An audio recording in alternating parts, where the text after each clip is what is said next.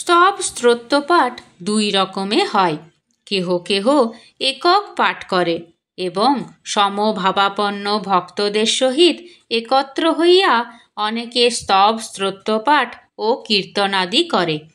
একক দ্বারা এইরূপ ভজন করে তাদের একমুখিনতা বেশিক্ষণ থাকতে পারে না, কারণ ঘরের কপাট বন্ধ করলেও মনের কপাট বন্ধ করা সহজসাধ্য নয়।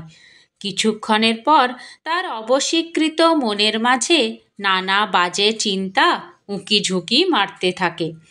এদিকে মুখে স্তোত্রপাঠ করছে, আবার ভিতরে মনে মনে কত কি ভাবতে থাকে।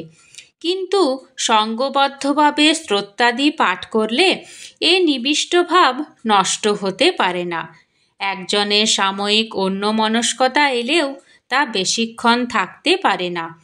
অন্যের উদাত্ত কণ্ঠস্বর, ভাব ও অনুরাগ রঞ্জিত সুর উহার কর্ণে প্রতিধ্বনিত হইয়া পুনরায় তাকে সমনস্ক করে।